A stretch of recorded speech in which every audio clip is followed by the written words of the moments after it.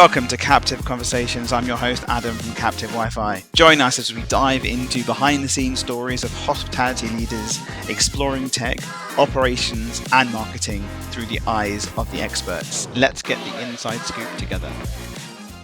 Everyone, say hello, William. This is you can wave to everyone to give them a real wave and do a virtual wave. This is episode 13, and I am absolutely honoured and clacking my pants because we have William Connors from Noble Group, head of global IT, I guess, right? Because sounds good. Yeah, it's good.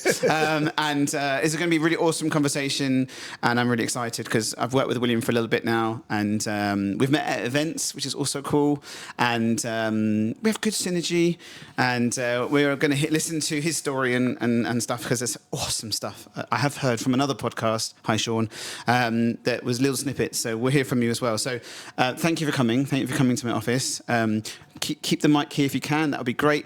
And we'll have some fun. So I'm going to do a little intro, and I'm going to do a bit of dad dancing. So feel free to bop along if you like. That people obviously who are listening won't see us, but I quite like doing it. So I'm going to do a little bit of the intro music. There we go. 1, 2, 3, 4. Yeah, that's good, right? Okay, that's all you get. Okay, thank you so much for coming. This is episode 13. I don't know how I'm doing it, but it's great. So we're going to start with the question from the last guest, and the last guest was someone who you know, Christian from Tenzo. Hi, Christian. That was an awesome pod. Really great questions, and his story is awesome as well. So he obviously used to be an operator, and there's some really cool stuff. So we learned. But he said his two questions for you were, here we go. What would you want to be when you grew up as a child? I originally wanted to be a sports athlete, and eventually that kind of dawned on me that it's not going to happen. So what I after wanted to do was be a writer, and I still want to be a writer because I think it would be a great profession. But in the meantime, I got into IT and am loving that. Awesome. I wish I could be a writer. I think AI will be my writer. So I want to pop into ChatGPT. Give me an idea, and then I probably expand from there. But I'm a bit creative. Okay, so next question is, and this is a biggie. Who do you think is the most thought-provoking person in the hospitality industry? I guess of all time, I'd have to say Ray Kroc. Ray Kroc is the founder of McDonald's, and the key thing that they did was they introduced standardization for restaurants. So without the standardization, you wouldn't have turnkey restaurants, you wouldn't have franchising, you wouldn't have mass appeal, and it would be a very different environment today without McDonald's and fast food. But also, too, that would be the first group that introduced technology like kitchen screens and order display and drive-through and mobile ordering. All of that is pulled back to McDonald's and what spawned from McDonald's. So that's probably who I would say is the most thought-provoking person it had. They also, the same group also installed food standards as well. They've just impacted the entire business. That's amazing. I didn't know that they were the first with kitchen display. Were they the first people doing kitchen display? Yeah. That's awesome. I didn't know that.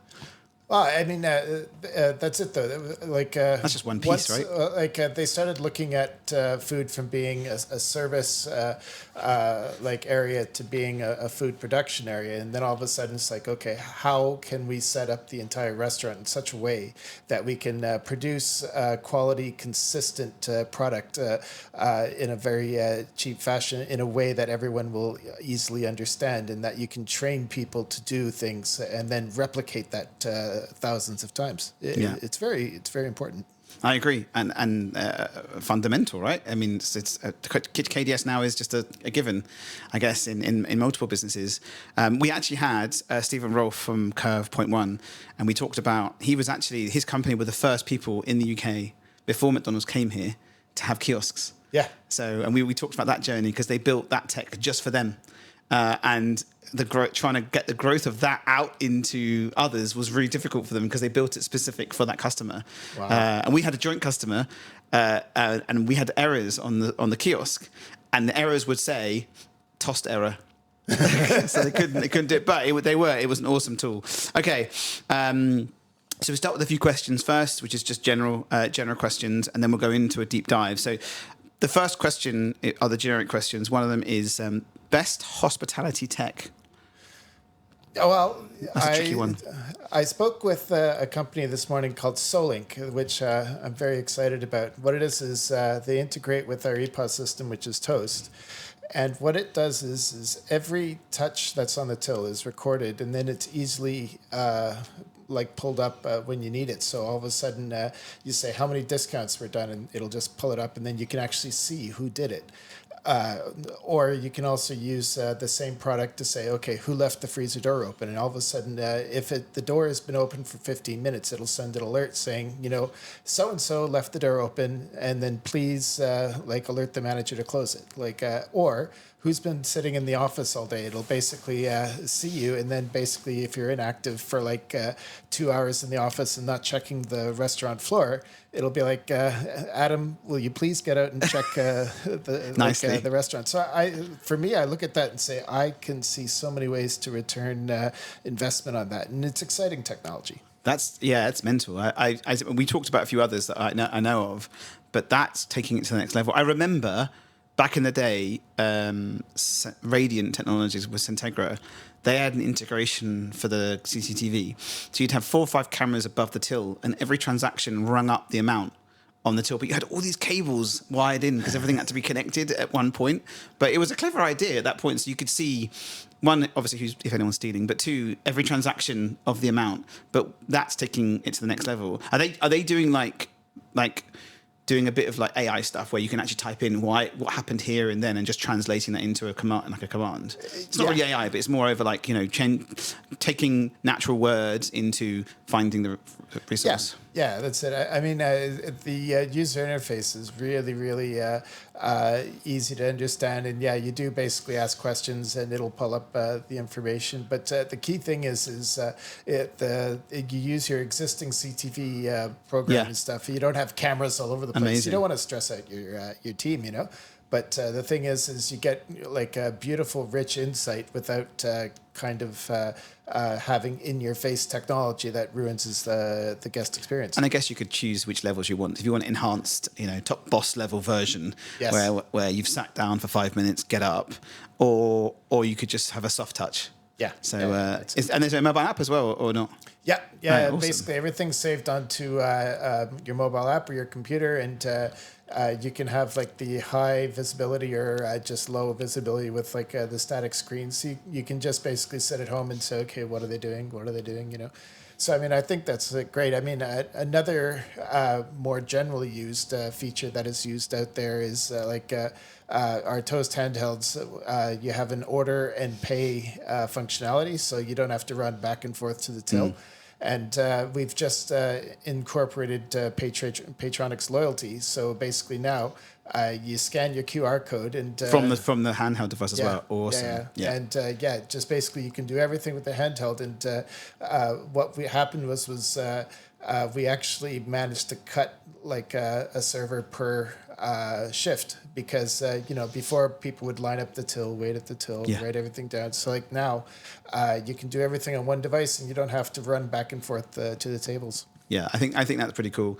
Obviously, we plug into Patronics and we have that all done, so that's very interesting. Yes, which is also very cool. But I think having that opportunity to scan your wallet there and then, that's a game changer, isn't it?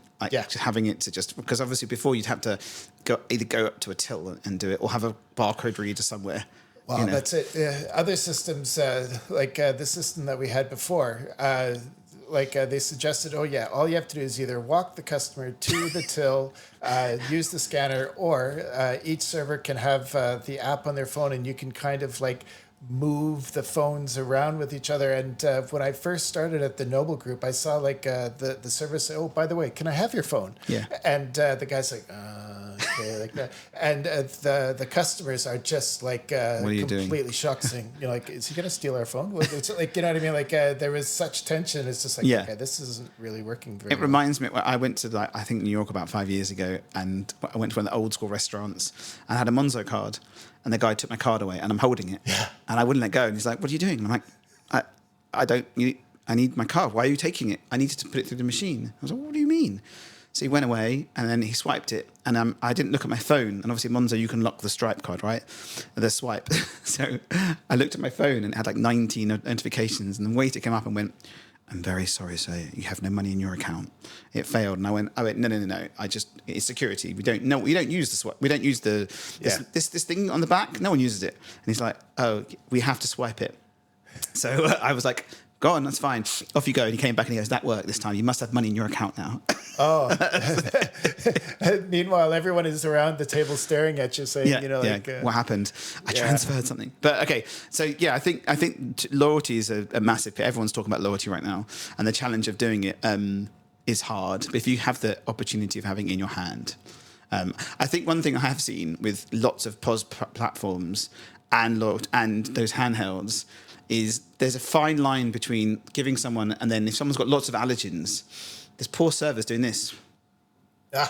So I think that will obviously get better because it's easier to. Most people can type very quickly, but some I've been to and the guy's like still. My wife's like, you know, no garlic, no onions, no this, no gluten. So poor server is writing everything in. So I think that will obviously get quicker, but I think it's so much better because you can fire drinks away, right? You fire drinks away, and off you go. And in reality, like if it's set up properly, like for us, we have like an allergen prompt or whatever, and you can just be like, nice. Gluten intolerant or whatever. So it's just one touch. You like. So you don't actually have to write the notes. You can just pop up. Nice. Yeah. I think you're right. Getting it set up right. Okay. Next question. And we're going to go all the way back in time, and just from the beginning. Like, where did the love of tech come? Where did it start? Where did you first? Get thrown into it. I want to hear the story. People don't know the story, and I've heard some of other stories, but I want to hear from the beginning. Let's go back. Why? I was actually in Canada, where I'm from. I wanted to do computer technology from the get-go, but it just wasn't an easy area to get into. It was a bit new. So anyway, my father, when I did my first 2 years of university, and he said, "Son, okay, this is how your life is going to be. You're going to sit down with me at a desk right next to me, and you're going to basically learn all the business from me until I decide to retire, and then you can start living your life after I retire, which will probably be about 55, 60. And I nodded and said, "Oh, that's great. Thank you, Father. Thank you, Father." And in the back of my head saying, "Good Lord, I have to get out of this." So what I did was I gave it a little bit of thought, and I came up with the great plan of teaching English in Japan. So I just... that just plucked out your head, or just... No. I mean, at the time, the Japanese economy was going really well. Yeah. And I thought, learning Japanese would be a useful tool. And... I could get certified as a teacher of an English as a second language. I can't speak English, but it seems, So, I saved all my money, went to Japan, got a job teaching in a school, and then all of a sudden, 2 years later, I was back and ready to go back to school. And unfortunately, when I went back to university, they said, "You've been away for 2 years. You can't just jump in. You have to reapply." And I was like, "Oh." So because I did manage to pick up fairly fluent Japanese, are you still fluent now, or rusty? Well, a little bit rusty, I suppose. It's one of those things where you get a few drinks in me and I'll be like, yoku wakaru yo, like that.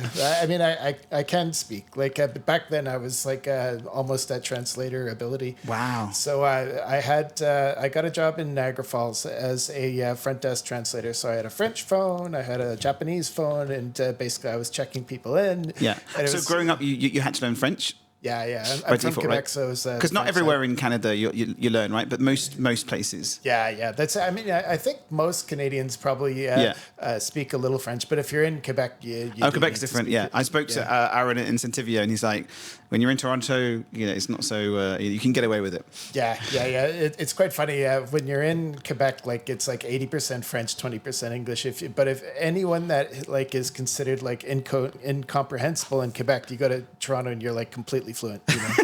So it's just one of these things. But yeah. So you were French translator, Japanese. Yeah, but it was quite funny because at the front desk it was always quite stressful, and so people would call and I'd forget what language I'm speaking. So I'm just like yelling Japanese at the French person, yelling French at the English person, like that, and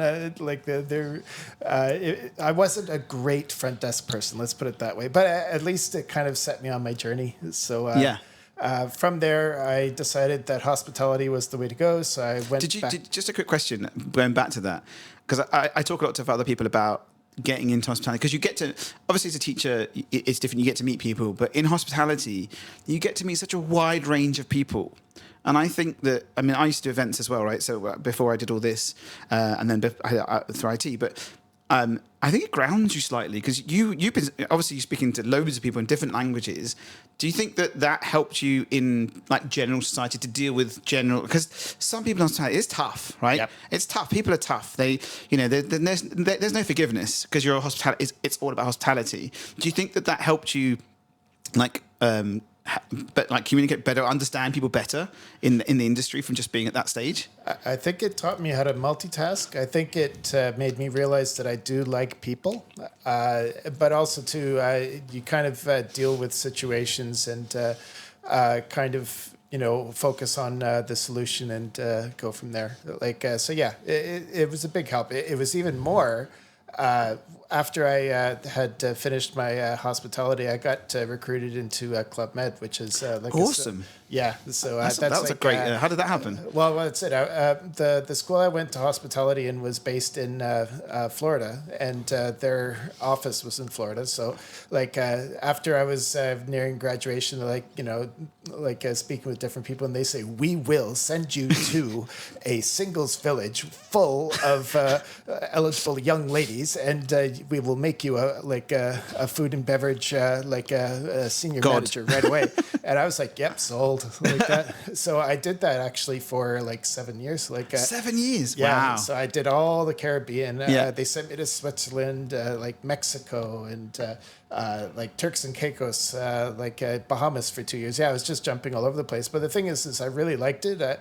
I did get to rise up in the company, but after a while, from there I left and worked with Radisson, and I found myself in Belize City of all places. Belize? Yeah, and the Belize is just a place that's run like cowboys. There's no IT support. There's no nothing. So the hotel I was in, the systems would just crash constantly, and so they were paying somebody a big envelope full of cash every single time from the safe. Yeah, that's it. And he'd just take the money and be like, "Yeah, I fixed it. See you next month," like that. And the GM, I was trying to be a GM at the time, and they're like, "We need somebody to learn this stuff because we're not paying this guy to visit every month and stuff." So I was just like, "Okay, fine." And Belize was a dangerous city like that. So basically I couldn't really go out anywhere because it was just really dark and dangerous. So I'd sit Lots in of and men with packs of cash in their pocket. yeah. So I just pulled out the manuals, and I don't know how big it was, but I think it was about 1,200 pages, and I'm like, page 1. Oh my God! Page 2. Wow! And slowly but surely, to be fair, you weren't going out, were you? So you had no, that's it. You had to pick up the time.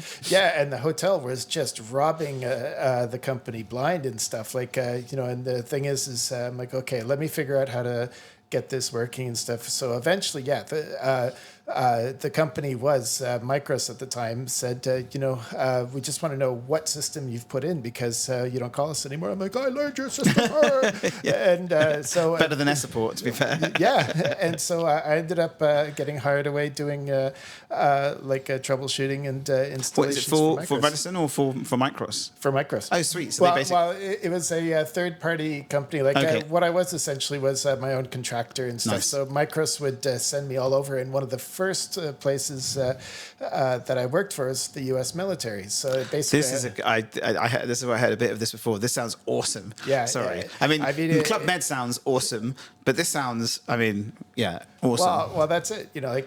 They sent me to a couple of places in the States, and then I got the chance to go back to Japan. So, of course, when I hit Japan, I was using my Japanese, and all of a sudden I'm writing stuff on the board and talking in Japanese and training the systems. And the general of that base wrote an email saying, "Thank you for sending someone that knows the language." And of course, the people in Micros going, "What? He knows language? We don't do that." Because I never told them, eh? And then all of a sudden they're like, "Do you speak the language?" I'm like, "Yeah." And then they said, "Fine, this guy knows Asians. Leave him out there." And so they sent me to Korea, on the Top Gun bases. And I was so nervous because I said, "Sir, I don't speak Korean. I speak Japanese." And they're like, "It's all the same. Just go." Like that. So I went, and it was Top Gun. So they made me a colonel, like a civilian, I think it's like a GS-14. I love that. And so they were like Colonel Connors, like that. I'm like, yeah. So I'm working all the time, and I was had full access to the base. I was living with the Top Gun pilots, and so there'd be lockers there, and it would say Joker and like Maverick and all these things, like whoever they were, and but they looked like 5'8" physics professors, they're not. They weren't the slick back. No. But that's it. Though I was kind of just looking at them, smiling. I'm like. I don't have a nickname, but I kind of like it. I'm one of the team. Yeah. That's it. Yeah, I can't fly, but that's awesome. How long were you in the Top Gun base for? I would go and spend about 2 weeks at each of the things. So I went to 2 Top Gun sites, so Kunsan and Osan. Yeah. And then I was a little bit into it, and they said you need to go to London, and I was like, okay. So I put in a week's worth of clothing, and they sent me out, and they're like, well, okay, now you need to stay. And it's like, well, how much longer? And they say 3 months. And so you could have bent my clothing into different shapes by that point, because I just wore the same clothes day in and day out. And so they said, so they sent you basically to different people in London. Were you doing the same thing, like the upgrades and pretty much. That's it. So they were just sending me to hotels and doing stuff like that, fixing their stuff. And so I came back, and eventually I got the job of doing Oracle for Wembley Stadium and Arsenal Stadium and Everton. And so at this point, had Oracle taken over? Or no, I think it was still Micros and stuff. Yeah, it was quite funny because we went from being like a smallish company to it's wow, we're Oracle now. It's that was global. Pretty cool. But I can't remember exactly when that was, but it was a couple of years into it. That's amazing. And then, so what were the stadiums? What did you do with the stadiums? What was like a whole? That's it. You can't just say did stuff with the stadiums. You got to go. Well, what's it? There was a while that they're really into these big installations and stuff. So Wembley was 1,800 tills, but it was 2 servers basically split out 900. And that actually never went through. They ended up switching to another system about a year later. And but Arsenal was the same thing. It was off one server. It was the biggest installation ever, for point of sale. And it was a really good experience and stuff. And then I did the Pizza Hut install for France, and so that was the big thing. But I guess the French helped there as well then. Yeah. Well, that's it. But I mean, they're not always that friendly. I have a lot of people I know from who've lived there or been there. And some can be a bit frosty.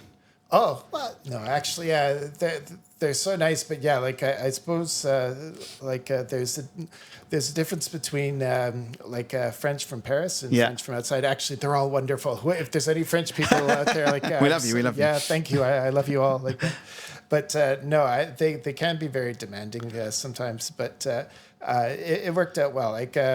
Now when I vacation in France, I kind of realize how nice everyone is. And then what was next? Well, then 2009, what happened was the economy just stopped, and so Oracle said, "Look, we're laying people off. You're a contractor. We have to send you home because we have literally no work." And I said, "Okay, where do I go? What do I do? And they said, home, Canada, go, like that. And so at the time, I was dating my now wife and said, well, what do we do? Do we go to Canada? Do we stay here and stuff?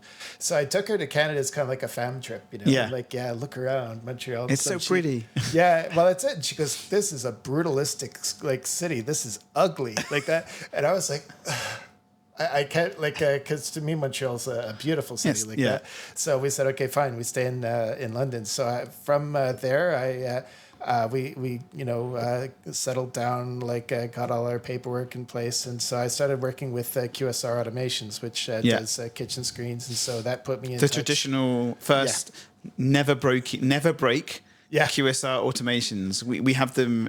We work with Big Easy. Big Easy. I've had them for years, and they just work. I mean, Yes. like the first ever, like from my memory, other than McDonald's and so on, but in it, the first ever company that only does kitchen screens. Yeah, And, but that's it. They did the job, and yeah, it was kind of a time in technology where everybody was kind of adapting this speeded up service. So one of my main customers was Oaxaca, but I also was doing Jamie's Italian, and so they put the screens just above the flame grills, and so all the grills, all the screens, had this Melt. black blob over it, and it was literally cooking the screens, and the staff couldn't touch the screens because they were burning their fingers. So it's just like, okay, so we had to come up with an idea of circulating the air. So there was fans that was doing. I mean, it was the good thing about QSR. Was it Jamie's and at Oaxaca, or mainly at Jamie's? No, Jamie. So Oaxaca never had the problem, but it was. There was never a dull moment because you'd have to put in a solution and then make it bespoke. Yeah. I to be fair, we had a client who got them with Lightspeed, and they had a new site, put it all in, and it looked beautiful, and it was an Italian restaurant, and the chefs just didn't get it. They weren't used to it. They weren't eased into it.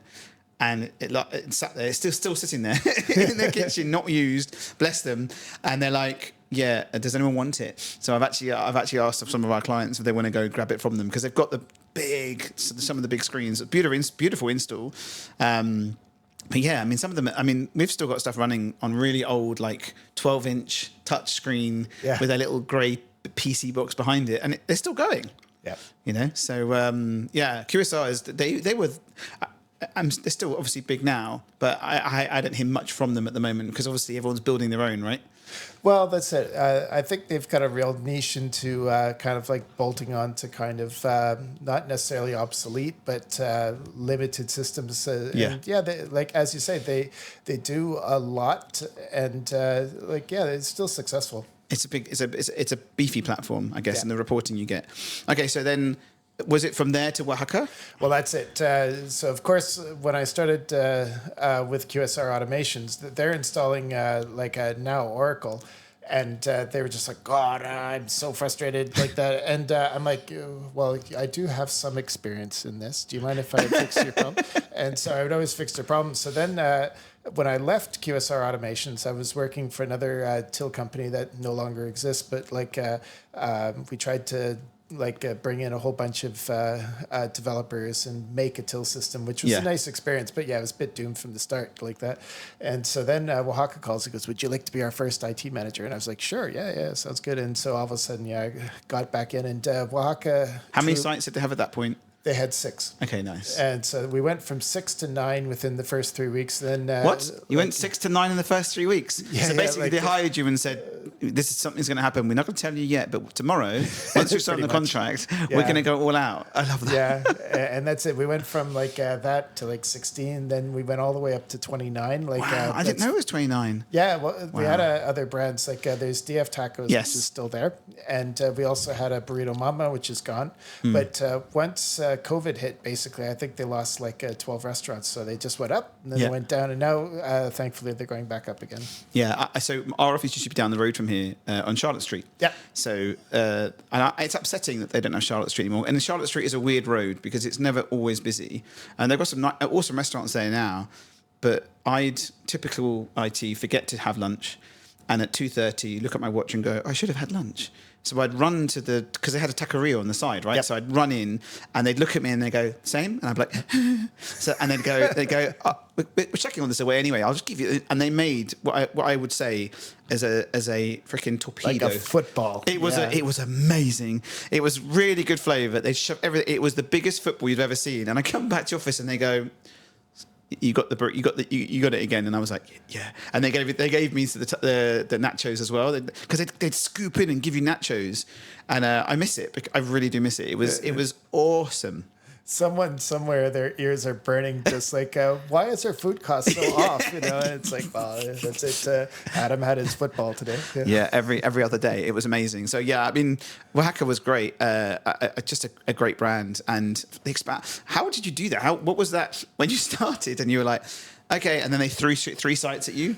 Oh, no. I mean, it was. Or was that already in plan anyway? It was already in plan. Like, Nice. I think what they did was they saw that they knew they were growing, and they're like, somebody needs to do this. And they literally said that it was the finance director that was having to kind of field all these problems, and like, which is quite often, right? A lot of brands that we speak to when we get introduced on the IT side is the FD ends up doing everything. Yep. And then they're overloaded because they're just trying to run the business, but then IT gets thrown in their way. They might be a little bit techie, which leads me on to Katie Rose, which who you work with at Oaxaca, who's like the super genius brain, who's the only FD I know is still going and programming tills. Like she's amazing. Hi, Katie. She's a force to be reckoned with. And but yeah, it's interesting that lots of FDs are thrown into the IT space, right? Yeah, and it's understandable. I mean, because the thing is IT costs money, and the finance director is the one with it and stuff. But I think more and more people kind of realize that if you want to actually get a return on investment, you should get someone from IT that can help lead you through, either full-time or part-time, like yourself as well. Thank you. Little halos come up just then. So, question for you: they were all Micros, right? Yes. Oaxaca was Micros across the board. Awesome. And then DF Tacos was originally Tissot. Oh yeah. If we DF Tacos was the experiment. So we went from Tissot to Tavalis to what do you call it? Vitamojo. Yeah. So Vitamojo. So I had to tell you my experience. So when it first opened, because we were in Charlotte Street, and then I heard it open, and I was like, "There's one on Tomacourt Road. We gotta go." So we went, and this is when you had Tissot, and I turn up, and the customer education was really funny because it was, and I'll tell you a story in a minute that I talked to Tissot about. So I turn up, and then you had these key rings on the tables. So you'd unhook the key ring, and it had the number, and then you'd walk up, and there'd be no one there by the tills. And the tills would be turned around, and they were like the first style self-service kiosk, which Tissot did a pretty good job of, to be fair. So I'm at this thing trying to figure out what I'm doing with the flow. And as I'm doing this, someone turns up, and because there's a queue coming, and they turn 2 tills around, and they're taking orders, which is really clever. And then we sit down, and the food was freaking awesome. I mean, it was so good. But when I had Nima from Tissot on, and I've known Tissot for a very long time. And I told him about the story when they had, I think it was called the Grill Shack, which was Richard Herring's place. And my friends are always late. Like if I'm having a dinner or a lunch, whatever, some of my friends always late. And they were the first people to create the pre-ordering app. So this is before anything, right? So I'd get there, I'd sit down, walk up to the till, and I'd order what I want, choose my table number, sit down. And then I'd call, where are you? Oh, we're on the way. We're there, coming there. I said, just order it. Get the app now. They're like, I've done an app. I was like, get the app. So they would order it, and you sit down. And a really nice piece of what they used to do is they had it's a bit like what Wingstop do. When you get your food, they come check on you. You had a red and a blue. Yeah. So, or red and green, I think it was. So if you sat down and everything was all good, and the waiter says everything okay, it was green, it was left there. And if it was red, the manager would walk around and immediately clock and come over to you and go, was everything okay with the food? No, I'll get you another one immediately. So that was really cool. Really glad in the beginning, which sort of teased me on really to order at table at Oaxaca with FlyPay, which was the first in its iteration. There was them and Cake App, which got bought by Amex. I'm showing my age now. And I have lots of memories of going to, because I'd have lunch meetings at Oaxaca. It was freaking awesome. It was so big and so quick, right? The speed of service in the restaurant itself was just Well, I have to, like, it's in my mind now. I have to say it. Like, it's so interesting, like, how people deal with the adaptation of technology. Yeah. So in DF Tacos, when we opened, they actually put stickers on, like, to show. I remember. Yeah. Where to go? So, but you'd get customers coming in, and they, for some reason, they think that you must walk on each sticker. So you have people like that, like walking along, and it's like, dude, we're just trying to drag you to the kiosk. We don't like. There's no alarms going to come off if you don't touch. Well, of course, I didn't say anything, but I'm kind of like nodding, going, "Oh God, this is weird." So, but yeah, like with Oaxaca, we had an app, and the people that developed it, like the app and FlyPay, like they sold that business for like 35 million about 4 years after. Yeah. Like it kind of had different. Well, they became the plumbing, right? I think it was Flight in the end, wasn't it? It became Flight, Exactly. and I remember speaking to them throughout it was Flight.io or something. I think they got the first IO domain, and I remember speaking to them, and they were basically saying, we don't want front end, we don't want front facing. I think they had like two left still using the app and stuff, and then they were like, the way forward is we want to be the plumbing behind the scenes. Yeah. And then who bought who bought them? Just Eat bought them? I don't know. Yeah. Yeah. No, and it makes perfect sense. I think they probably decided they don't want to deal with the front end after dealing with Oaxaca so often like that.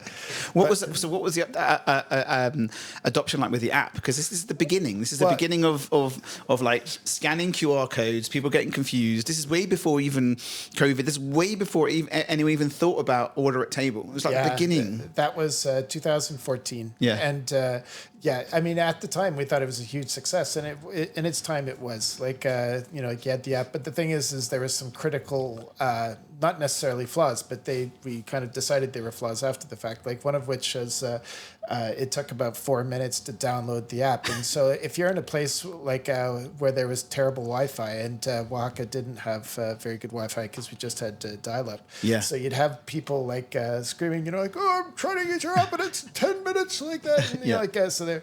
But the other thing too is we'd always have a struggle where you wouldn't be able to reliably know whether or not you've paid. So there was always this kind of like the server would kind of try and block you, like and they'd be like, "Did he pay? Did he pay?" Like that. And meanwhile, you'd have some customers like walking out saying, "I paid," and then it's like, "Did they pay?" No. And so like you'd have to like kind of like pull them back. So it was a bit of like a little bit of a tricky thing, but because I always thought at the beginning, like, because I'm not sure. I thought they had like a tablet with like on the side, didn't they? Well, but it never quite worked. And like a lot of the times they'd be using the tablet for other things, like so it just it was a nice idea. It was a nice idea. I will say that I did like, because they did. I think they bill splitting in the beginning, didn't they? Yes. So I like that. That bit I quite like with the whole, because if someone's got the app, you could split the bill. Yeah. Yeah. No, I mean that's it. It was good, but like all of a sudden, like it was there. It was just there, and we had like whose idea was to, where did that come from? Was it honestly? It was Mark Selby. Mark Selby is very forward thinking. He's the founder of Oaxaca, and it was his idea. I cannot take any kind of credit for that at all. Well, you would have said, "No, I don't want it. Get it out." Well, I mean, I was very interested, and I spent like all the time with FlyPay and stuff, and I kind of like broke it down. Yeah. But once COVID hit, like all of a sudden we actually FlyPay said, "We don't do this anymore. Get someone else." So it was okay, fine. So we went through a whole new process, and we finally settled on QuickServe, which does a fantastic product. And all of a sudden, the usage it was internet based, first of all. So like no app, no nothing. It was much faster. The payments were far more reliable. So all of a sudden, their product is QuickServe. Is. Hi to Nick Hucker. Who is a demon.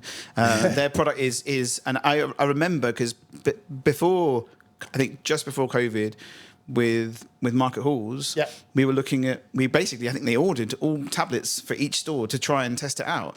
Obviously that didn't continue, but he told me a story actually. He said I don't remember, there's somewhere in America where this guy owns like 10 or 15 pizza shops and have their own drivers. So, and they called QuickServe and said, we want our own delivery and ordering app. And they go, "Yeah, that's fine, we have it." Now in that town, there's no Uber and Deliveroo or DoorDash, nothing. Because the owner from the pizza joints went, I'll tell you what, you can have it for nothing. You can share our drivers as long as it's not, whatever. And he told me that they actually use their local little app with loyalty and everything else. And the Uber and Deliveroo don't get, not Deliveroo, Uber and DoorDash don't get a look in.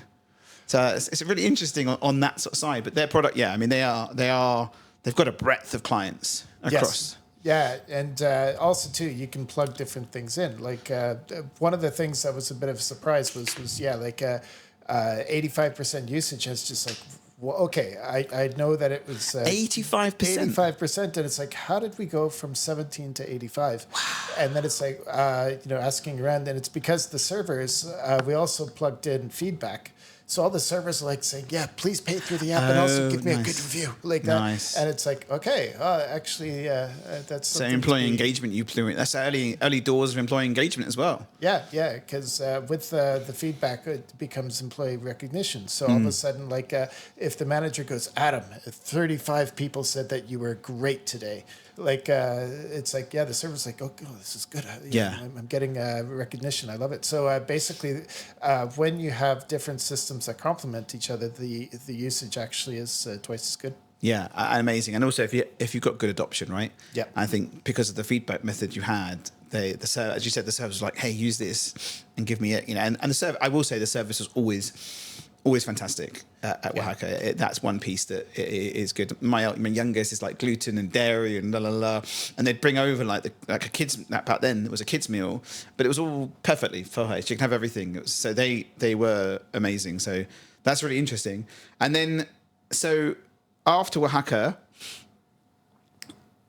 Popeye? After Oaxaca, I joined Popeyes, and so was that when they were just looking to come here? Or yes, they were like on the first stages of we want to conquer the UK, because I think I saw something last week in one of the newsletters was like they're going to be at like 65 stores by the end of next year or something stupid. Yeah, they just opened their 50th now, and believe me, nobody was ready for the popularity of Popeyes. Like they might say something like saying, "Oh yeah, we knew it all along," but no, they did not. Like we opened up the first restaurant in Stratford, and was that a big? Was it because all the sites they're not tiny, they're pretty big. The sites, most of them. Yeah, that's it. That one. It's just in a very high traffic area. It's in the food court. The food hall. Yeah, the food court. Mm-hmm. And I figure, okay, well, we knew that we had a few little bugs and stuff, but we said, okay, we'll open up. We'll have like a couple of hundred people. It should be fine, like that. And the first day of opening, there was like 3,000 people in line. It was a 3-hour wait just to order, and then after you order, it was another hour wait because this is food court. I mean, they can only produce so much, right? Yeah, well, that's it. Well, also too, they hired like 16-year-olds. Like I never felt so old. They're just like, sir. Like that's like, oh god. And so all of a sudden they all quit. They all quit the first 2 days and stuff. So I showed up on the Monday going, I'm gonna play with the Wi-Fi. I'm gonna and I look back and the HR team are all breading chicken.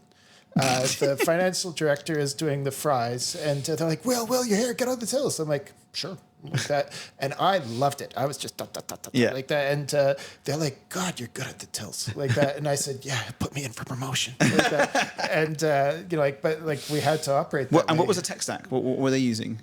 Oracle and Acrolec was the kiosks, and we had Mapel for the time and attendance and stuff. But it was just there was like. Was that mainly because the US was like use this or?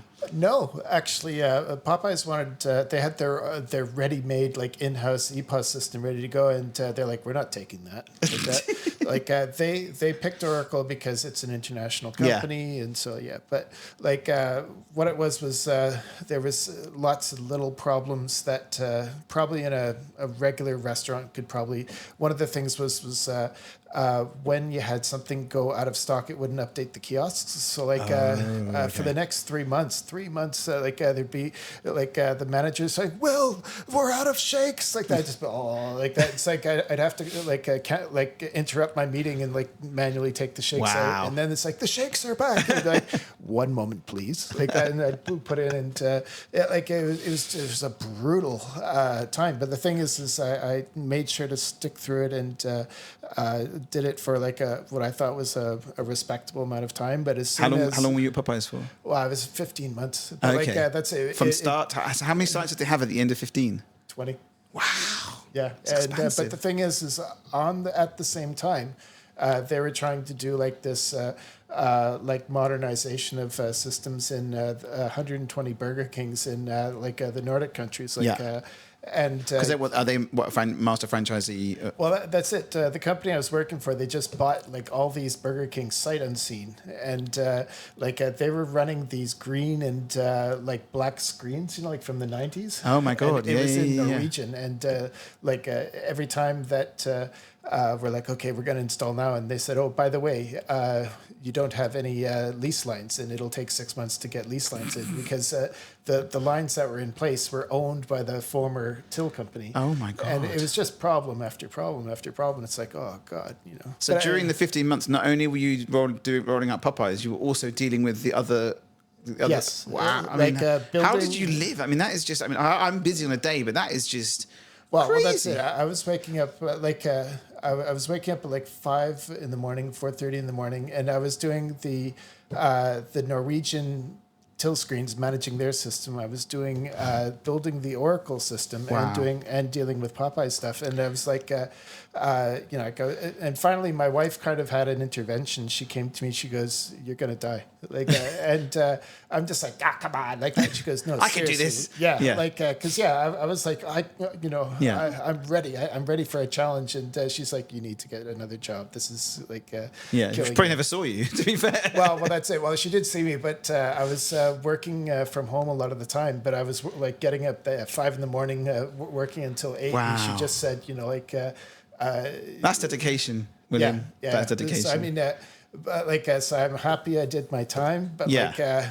when I joined the Noble Group, I kind of was like thinking, God, this is going to sound like I'm exaggerating. That's no exaggeration. But when I got to the Noble Group, they're like, look, we don't have any tech. We need some help. Basically, just go with a fresh slate. And we did a full review and said, okay, this is what we need. Bang, Yeah. bang, bang. And it's been a wonderful experience so far. I have to say, because leadership's changed as well, right? With Noble. So I think your leadership is obviously helped with that too, right? Because and now even more, you're being the brand is now, because the brand was never. I didn't know Noble Group was. I had no idea. Yeah. Who's Noble Group? I had no idea. No idea that it was Angus. I had no idea it was Steak and Co. I had no idea it was linked to. And you got other stuff that they do as well. I had no idea. Yeah. Yeah, I mean, it's amazing but it's nice now to know. I mean, to be fair, you are a little bit of a celebrity. I know you are very humble, but you are well known in Popeye's thing was crazy. What you do, and also you understand tech, which is important. So you have lots of IT managers that come in that don't understand tech, that want to just go in and do the blank canvas. So we have had other clients before who have bigger brands. IT guy comes in, I'm going to change everything to Micros because that's where I was last time. A month later, they're gone. And the next person comes in, and similar to what you're saying, come in, okay, let's do a review, let's do this, let's check. I have to say that one thing that pops out in my mind is what Chris Fletcher said to me was looking at your overview, your spidergram of everything. He goes, it's the prettiest thing I've ever seen, because it's all about plugging things in together. And if you can do, because then you give that to other people and they understand it. So if you give an example of a diagram to something and it's technical, people don't understand it. But I think what you've done, and I might share it if you're happy, to see people get it, because it's not IP addresses and and servers. It's this tech with that tech, that tech with that tech, and I think you've got the overview. Well, that's it. I mean, one kind of feature that tied it all together was I had at least in my mind, a picture of somebody walking into the restaurant. So it's like, okay, you walk into the restaurant, now what? It's like, you make an order. Well, also, then you plug in the reservation. So how did they get to the restaurant in the first place? And then basically it goes to the tills, then it goes to the KDS, and then it goes to payment. And then it's like, how do you interact with the customer afterwards? And of What course, was it like when someone says to you, just overview our tech? I mean, was that like a breath of fresh air?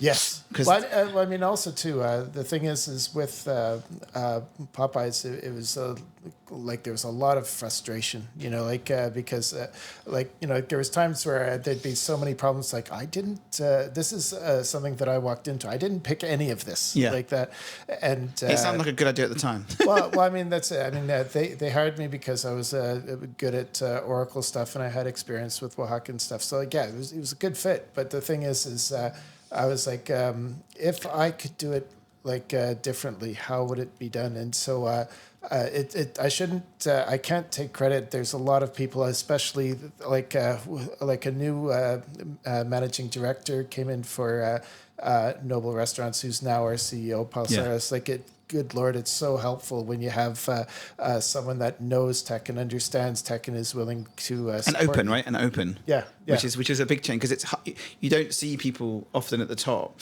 being open on adoption. Yes.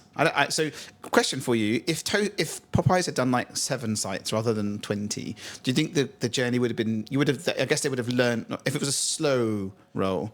No. Or do you think it was still just gung ho? No, I mean they had. I mean also too.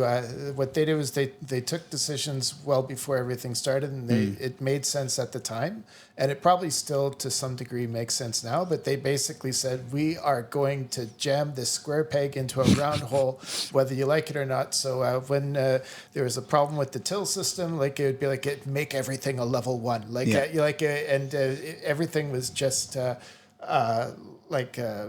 It was well intended, and in a way it's probably worked itself out. But it was just we're not going to take a step back. It's all steam ahead. All steam ahead. Yeah. Burn your ships. This is where we're at.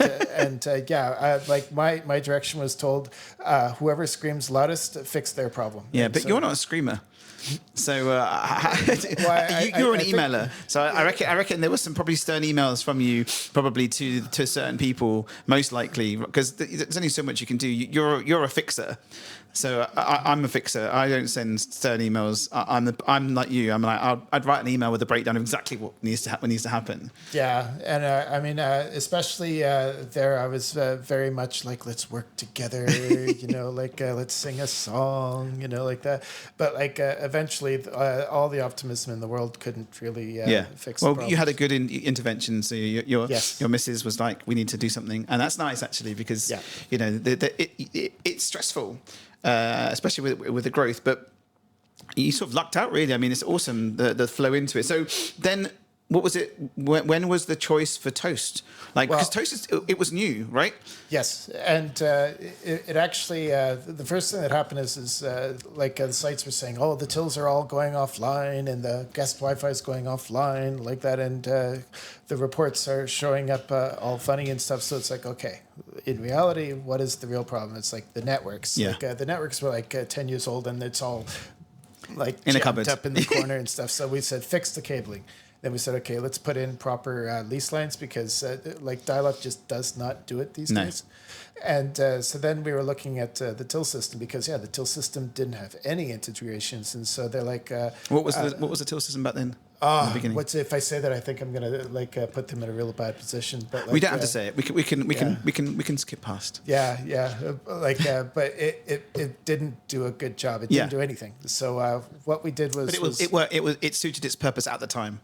No, because basically when you don't have a system that doesn't have any integrations, and you run a stock report and a till report, and so you'll end up staff having to do loads more. Well, that's it, because you spend all your time reconciling everything. Yeah. They had non-integrated credit cards, non-integrated stock, non-integrated EPOS, and then they say, here's my 3 reports, here's my 3 different numbers. I know that we're probably about 30,000 off, but we have a huge finance team to reconcile it. And it's just you kind of look at it going, this is in So, but when we get Toast, Toast, all of a sudden it's a developed system. But what was the choice? How did you meet? Where was because as I said, Toast was new. So yes. was it you going, oh, hold on, something's come to the country, or where was that Where did you know about it before they came here? Well, I went to all the shows, Yeah. and so like we looked at everyone, and so there were certain criteria that like basically your was list, right? Yeah, so like we made a complete comparison, and so like if they didn't have like integrations, they were ticked off. Like if there was like kind of like very limited functionality, they were struck off. But then like and anyone that's looking for a till system, what is this? I took all the features, kind of prioritized them, saying must have, nice to have. But the key thing is the credit cards. So you basically factor in the credit cards and the credit card payments, and so. Like the first thing that the financial director says, we don't have a budget for a new till system. We just purchased a new till system 2 years ago. So like doing the math, we said, okay, fine. We're doing 54 million a year. Our non-integrated credit cards, we're paying a monthly fee for, and we're paying 1.1%. The new ones we're paying like I can't give the you don't have to. It's okay. But like basically we said Better deal. you know like this will pay for everything and you know, time like, as well, time wise, right? So and also less time for the financial team, less time for the general manager. And I literally was at a client had a client meeting today who is still non-integrated. Yeah, and I was like, you could have no end of day reports. Yeah, and we talked about it a couple of years ago. We're in discussion. I was like, there's no discussion. You have a till system that can integrate. Yeah. Do it. Well, that's it. You know, all of a sudden, we put it like before when we were trying to get the old till system working with our stock. They're like, oh, yeah, it's them. And then the other people are saying it's us. Yeah, the passing blame, we love that. Yeah. And all of a sudden, it's like all of a sudden everything balances. And so now the conversation moves from like we have no idea what we're doing to like how many ketchups do we add to each thing? You're like you get fine detail, granular detail, right? Yeah, and that's what you need. And the same thing, we introduced Tenzo, and so all of a sudden in the palm of your hand you've got the labor, you've got the stock, you've got the EPOS, so like that. And so all of a sudden, and top level people can just open it up and have the dashboards and the custom dashboards. So I think that's a big thing for bringing it all together. Yeah. So I think Christian has probably been said. Sorry, Tenzo, and he came on previous to you. I said to him that I think most people have mentioned him, and everyone's like, you can give me a month free now and so on. But yeah, it's a great product, right? Yes. Yeah. And that's it. Like all of a sudden, when you start getting reliable numbers and when you start empowering your staff, like it was great. You put Tenzo in the manager's hands and they literally gain about 2 inches because like, I understand now. I understand. Is Tenzo and Toast, is it live feed or is it polled like every 2 hours or something? It's polled like every 15 minutes, I think. Wow. Like it's pretty much live. Like yeah, that's awesome. But like because some post companies don't have the ability to do that, right? Well, that's it. Yeah, a lot of companies they'll do like a poll at the end of the day and stuff. Yeah. But the thing is you want real time data. And going back to Oaxaca and stuff, like it was so incredible. You'd get like a Taylor Swift concert in, and like like you read the daily reports, and it's like from over the hills the hordes came demanding tacos, like that, and like they literally would make these dramatic things, and like in all honesty, like yes, I used to read that going, oh, this is hilarious, like that, but on the other hand, like you read into it, it's like, God, that must have been really stressful. You know? So like now with the added information, the staff knows, oh, okay, there's something in the area which is going to affect our sales. We need to staff appropriately. You know? Yes. Yeah. Yeah, and the added options and the pulling of data of analyticals, whether you should be staffing X, Y, and Z. I think it's a really powerful tool. I think even some small businesses use it as well as larger businesses. I think it's a really good tool. So you put Toast in. Are we allowed to say what you're doing with Toast? It's happening now anyway, right? So Chotto Mate is going Toast. Yeah. And you have San Fran and Miami anyway, so they're out there, which is fairly easy, and Toronto.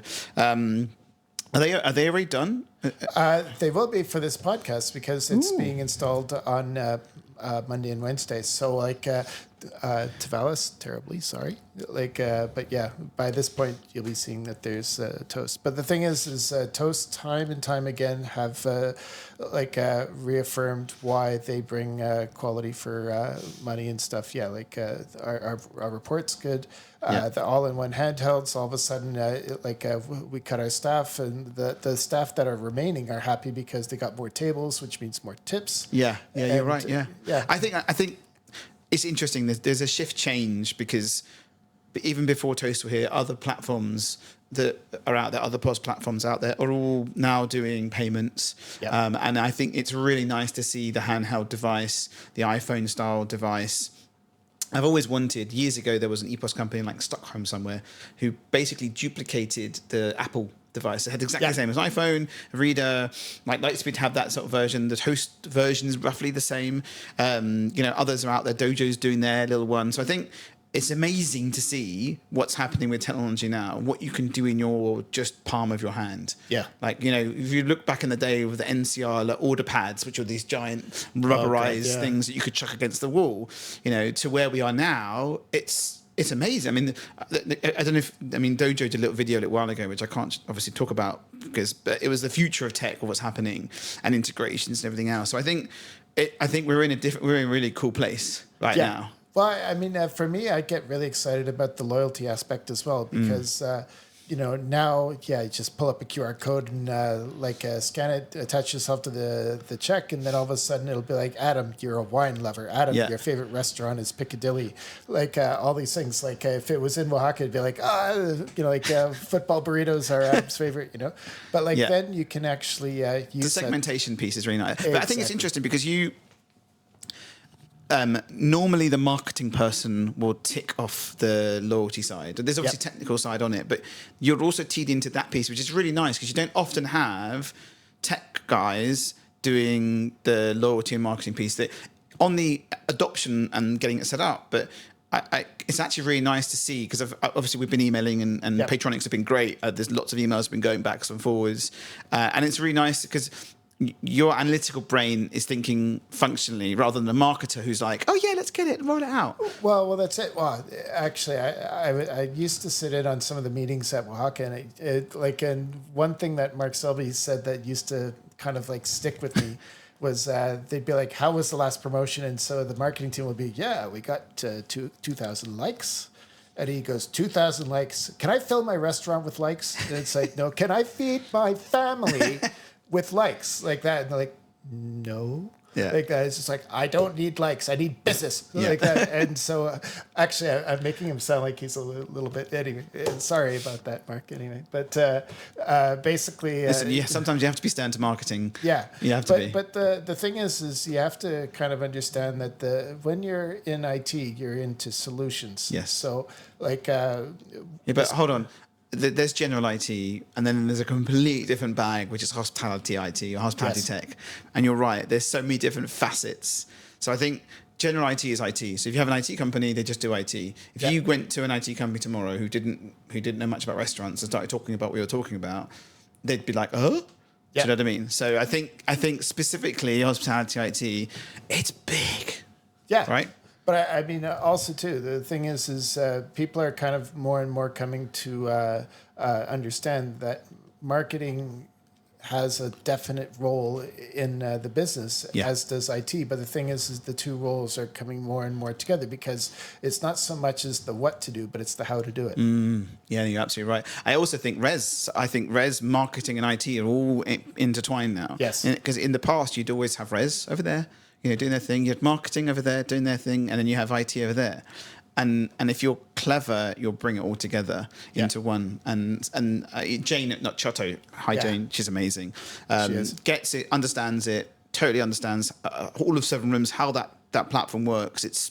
She's a machine, and awesome. So I think if you can have a team that work together, I think that's really important on any brand. Yeah, and that's it. That's coming back to the whole idea of the mind map and stuff, where you basically look at each department and how everything interacts. And there's a lot of times where you're kind of like, oh, you're looking at this. Well, this other program does this as well. So right now we've got two systems doing the same thing, and we're paying for two systems. So let's just put in one, and everything will work a lot better. And How do you find, because there's been a couple of other people talking about change management and adoption and so on.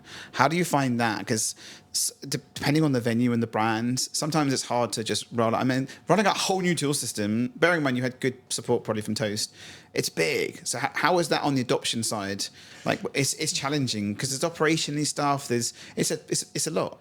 It is. And honestly, I can't sit here and say that everything has been completely successful. It's a journey. But the thing is you have to get very stuck in and have to listen to everybody. You have to be a bit agile. Yeah. Because if something isn't a proper fit, they will tell you. And they will tell you again. But you want them to tell you, right? That's the thing. Lots of GMs you'll go into. I find that operations manager will sit on the top. Yep. And we get a phone call. Oh, this isn't working, blah, blah, blah. And then we'll let ops know. And they're like, how long has that been happening? 3 weeks? Yeah. It's because sometimes they just won't. They'll be like, they get on with it. They're grafters. They get on with it. They get on with it. And when it really is a problem, they'll do it. So I think communication is a big tip and a big tool in this. One thing that's quite nice is a lot of our restaurants are within a 5-minute walk of each other. So you can kind of just go from restaurant to restaurant and you see the same problem at every site. And also, too, it makes it a lot easier to actually experience the product yourself, because there's sometimes you walk in and you're like, okay, I can see it's not working. Whereas if you're not visiting the sites, you're kind of like, it's obviously something they're not user doing error. Yeah, but I think you lucked out. You definitely lucked out with that. Except for obviously San Francisco and Miami. But I mean, but even then though, when you walk into into a restaurant and the systems aren't working as expected, it's a very humbling experience because you have to kind of take it on the chin and say, okay, let's fix this. Yeah, but at least you are. Yeah. There's lots of people that just go in and, well, this is because of user error. So it's good to see the visibility. Okay, we're coming to the end. I thank you so much for all of this. But there's questions. So we've touched on loyalty anyway. So and we talked about Patronics, which is really interesting. Is that now live across the group? Or nearly? Actually, it's all ready to go. It's tested. But I want to collect my points. Well, that's it. We're just waiting for Paul to get back from annual leave, the CEO. And also we're going to do a proper communication to everyone. But right now, actually, we're just doing a test within the office and within friends and families just to make sure. Of course. But then we'll do a proper communication to the rest of the world. And you'll see it's a good product. Yeah. And then I've recently seen a couple of your posts about the menu screens as well. Yes. How's that been? That has been wonderful. It's quite funny because the touchscreen as well, right? So they're interactive. Yeah, and because with the touchscreen capacity, you can just add more and more things to it. So we're linking it to web pages. We're trying to make it multilingual. A quick question: are they tracking all the buttons pressing as well? We could, but it's just further down the list or whatever. Yeah. But I mean, there's so many different things we could try, and also too, it's quite funny because the supplier is saying, the screens are bulletproof and scratch resistant and stuff, and I'm just like, don't jinx it, because they're great. I like them. They're really cool because back in the day, having a generic menu is great. Yeah. Great generic menu on there, but to have something that and where the locations are as well, even if someone's walking past, it can sort of tease them in a little bit. Yeah. So are you doing a video as well as menu as well as other stuff on there? Yeah, that's it. We're doing videos. We're doing web links. We're working on the multilingual. There's awesome. Lots of different things linking all the menus, so breakfast, kids, whatever. Yeah. The next thing that we can put in and we haven't put in is proximity sensors. So basically, it'll have a little camera and it'll walk by and be like, "Hello, Adam." I love that. And so it'll draw you in, which is it's an add-on which should be ready very shortly. That's awesome. That's amazing. I really like that, actually. It's a nice touch, really. Just makes it a bit more personable, especially that proximity. Yeah. Okay, so we're sort of at the end. We've got a few more questions, but they're just the generic ones. So I really appreciate you coming. This has been really insightful. Your story is awesome. My story is interesting, but your story is freaking awesome. So I'm really excited to post this when it comes out. So let's talk about the ending questions. So we have the standard question, which is best burger. I would have to say patty and bun. It's one of these burgers that you feel shame after eating it, but it tastes so good and you get it all over your face. But it's a big, thick burger, which I. So is it the Arigold, which is the standard? Yeah. Yeah, that's right up my alley. Okay, so let's talk about best restaurant. And people have done a few because they like, but best restaurant. My wife and I just went to Rioja for 2 days, and we went to the mountains and stuff. But there was this restaurant that was really big on Instagram. I can't quite remember the name of it, but it's in Navarra. And so basically it was this one grandmother that put all these dishes on the bar. And there was kids outside playing, and it was just okay, I can understand the Spanish vibe now and stuff. But each of the dishes, it was quite funny because she's you have to try my sardines. Oh, yeah, my anchovies, like that. I'm yeah, I'll give them a try. And I'm eating it, and I found myself flirting with this grandmother because she was serving such delicious food, and the wine was amazing because it comes from a mile away. Yeah. And I've eaten in thousands of restaurants, and that one still sticks in my mind just because it was just so delicious. But it's the atmosphere and the culture and everything. Probably the theatre as well, I guess, isn't it? And that sort of stuff. Awesome. Okay, best hotel. Best hotel, there's a hotel in the British West Indies. What's it? I believe it's the Rosewood Little Dix Bay. Yeah, I was installing Oracle way back when. I think it was 2007. Yeah. But they've got pictures of the royal family oh wow. Ball. Okay. Yeah, and I had an indoor shower and an outdoor shower, and they put 20 bottles of different Kiehl's products on the table, and each day I would just wipe them and put in my bag, and there'd be 20 more bottles. And yes, I fixed their system, but I came back with is that part of the group, the Rosewood group as well, right? Yeah. Okay, amazing. But it was the most gorgeous hotel, and of course there'd be this $1 million yacht come in, then it just got a little bit too close to your like that, and it's crushing all the coral. But it was, I think the rooms, they had to put me up in a room because I was fixing their systems, but I think the room was about $1,200 a night. Wow. Yeah, it was a nice room, I have to say. That was a good experience. Okay. We are at the end. We have 2 questions for the next guest. And the next guest could be someone in ops and operations, in marketing. Who knows? We've got lots of people coming in. So what are your 2 questions for the next guest?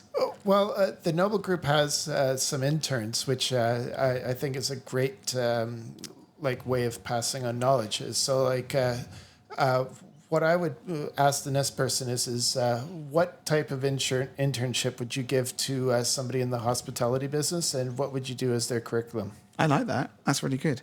And then the second question.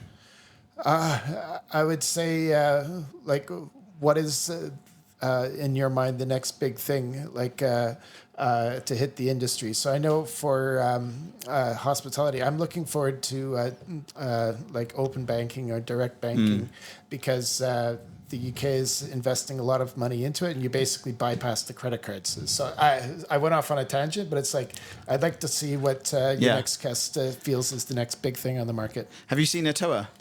Yes. So that's basically using that technology, coming with more integrations. But I think that's really cool. We had a client using it before they moved to Toast, because now they're with Toast. But it was really nice because they used some education. So as you opened up the bill, it was look, we're a small company. Yep. We're a big believer in looking after blah, blah, blah. This reduces our fee and so on. And they had actually some nice adoption. It was just scan a QR code, pay the bill, boom, into the banking app and done. Well, it's a lot of hospitality brands, they just kind of take for granted that the costs are the costs. And so for the Noble Group, for the 9 restaurants for the original brands, that when we were doing the thing, they were doing 52 million in sales. So they're basically spending $560,000 a year on credit card fees. So imagine what you could do if you could just bypass the credit cards. Yeah. Wouldn't that be amazing? Yeah. Okay. Yeah. Atoa needs to plug into Toast. Yes. I mean, it's good to see where it goes. But the thing is I think it needs to be a bit easier. And I think it's not easy. I think the education needs to be better, because if you're explaining to the customer, because some people are a bit freaking out, why is my bank app opening? But I top up. I've got a Monzo card and my kid uses. So I just top that up. It comes out of it, opens the bank app and goes back in. So I think more people are using it generally now, like Revolut and stuff when you're sending people.